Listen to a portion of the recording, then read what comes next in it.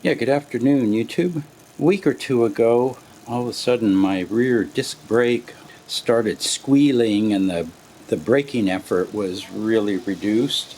So I was thinking that either the pads or the rotor probably got contaminated with something.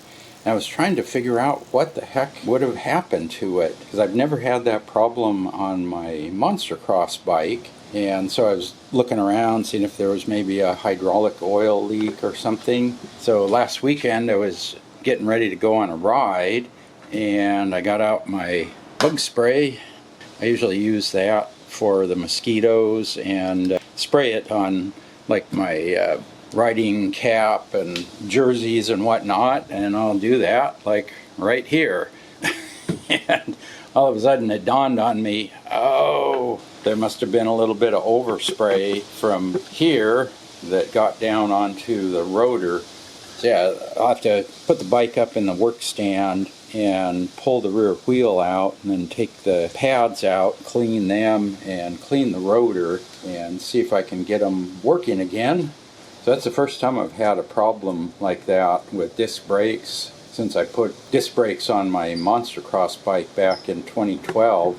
Okay, here's one thing I always forget on this rear derailleur here. This is a GRX, and it's got the clutch in it, so there's a little lever right there on the front side that you need to release. First time working with a clutch derailleur, and then also first time working with a through axle bike, so I'm kind of having to relearn the sequence of things to do before you pull the rear wheel out. It's a little more work than my old bike. Okay, yeah, I took the little clip out, unscrewed the screw, yeah, and so I pulled out the pads. Looks like they are a little bit glazed. So yeah, I think I'll clean them up with some isopropyl alcohol and then maybe give them a little bit of a scrub on some sandpaper. But yeah, it looks like they must have glazed up with the bug spray on the disc. I didn't get much dirt off of the disc. There was maybe a little bit on a paper towel with some alcohol. So I'll just clean those up, and then maybe I'll try cleaning up inside the caliper too. Clean up around the pistons there. Again, the bike's only about 8 months old, so don't think I need to really do anything there, but I'll just give it a good clean while I have it apart. Okay, getting into the caliper here with a Q-tip and some isopropyl alcohol. Definitely some dirt in there. Yeah, I guess you're supposed to clean these pistons out every so often, so that was probably a good time to get to it. And then, yeah, the pads came out pretty clean. I did a toothbrush with some isopropyl alcohol on there. Yeah, it took off quite a bit of the gloss. I think I'll still hit it with some sandpaper. Okay, yeah, I had some fine emery cloth here and just scrub these maybe 20-30 seconds on each pad there. Got them roughed up a little bit. Both of them look pretty good. And then I used the same emery paper and just kind of went around the rotor a little bit and wiped it down with isopropyl. So I think we're ready to put everything back together then. Okay, successful repair. Yes, I just went out, rode up and down the block a few times, got up to maybe 15, and then you apply the brakes and slow down to maybe 5, and then pedal back up to 15 and back to 5. You don't want to stop.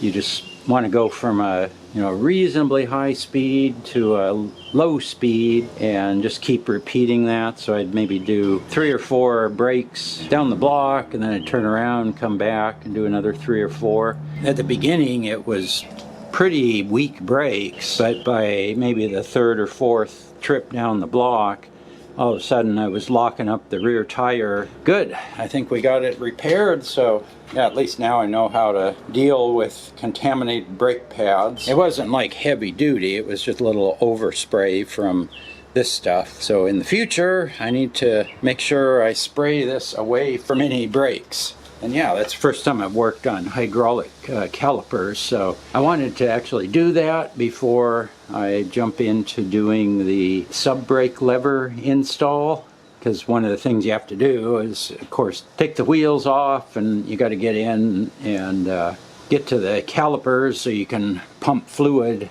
back in.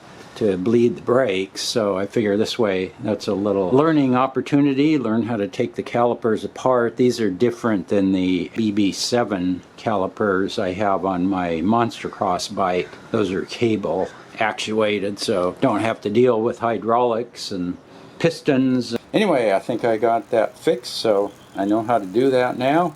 Yeah, I could have taken it to a bike shop, but I'd rather learn how to do that myself, and then I can do it in the future. Anyway, if you have any questions about that, post up in the comment section below. And as always, thanks for watching.